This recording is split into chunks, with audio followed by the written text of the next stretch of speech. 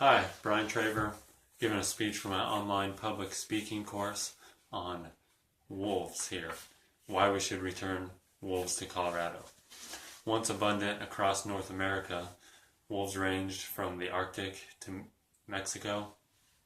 In Colorado, wolves really haven't been seen since 1940, except in recent years due to the reintroduction program of wolves up in Yellowstone.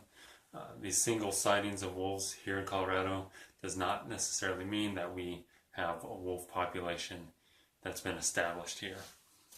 Earlier this year, I attended the Wolf Symposium put on by the Colorado chapter of the Wildlife Society, and that inspired me to look into some wolf research and everything, and I got a bunch of information from this guy's book, Yellowstone Wolves, and it's a great book that has all the information you can need about wolves. A couple of the things that I've learned from my research and everything is that without wolves in the ecosystem, there's a large imbalance in place, and if we want to reintroduce wolves to Colorado, intervention will be necessary. Why is intervention necessary?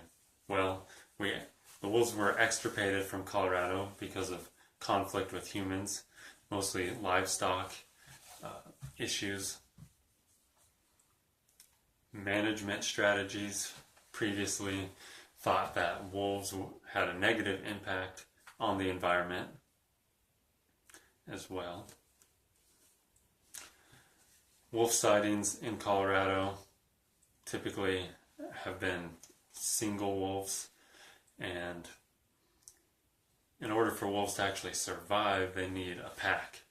The success of wolves lies in their pack, and most likely packs of wolves will not make it to Colorado without intervention and our help. Once we got rid of the wolves, we noticed the imbalance that happened without having this predator in the ecosystem. Prey species increased, such as deer and elk, and this created damage from habitat, vegetation along streams and everything. An example here in Colorado recently actually is the Ron Stewart Preserve up at Rabbit Mountain. Boulder County Parks and Open Space has recently allowed hunters to go into this park and try to disperse the elk to some extent. The elk herd has just been kind of hanging out there for years, destroying some of the vegetation and things like that, and they're trying to get the elk to move again and do some of the natural migrating that has normally occurred. Also, once the wolves were gone, this left a void that coyotes could fill. And also, actually, in an interview with Dan Flores from National Geographic, they talked about the expense that has happened to try to exterminate coyotes. In 1931, actually, Congress passed a bill authorizing $10 million to start eradicating coyotes all across the country. And even today, an estimated 500,000 coyotes are killed every year in the U.S.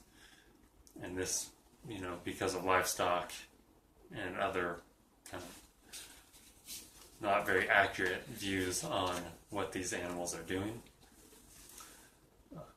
To restore the balance, we can look at the wolves in Yellowstone. The Yellowstone wolves have been changing the behavior of some of the prey species, such as the elk. If you look at the number of elk being killed, it's very few compared to the number of elk killed by hunters. So it's not actually that the elk are being killed by wolves, but their behavior is being changed. This has led to an increase in streamside vegetation. Riparian zones have been able to recover. Species such as beaver and songbirds and other things have made their way back into the ecosystem, which has many benefits. Wolves have been able to keep coyote numbers down. and many other relationships among wolves and species such as scavengers and ravens and things like that have been coming back around. That has been very positive on the ecosystem. To summarize here, wolves, if we want them back in Colorado, are not going to make it here without our help.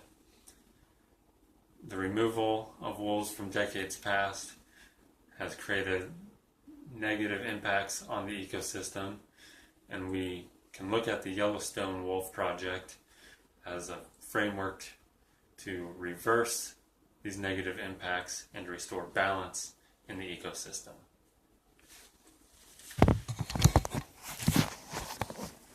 Here's my lone wolf audience for now. Thank you.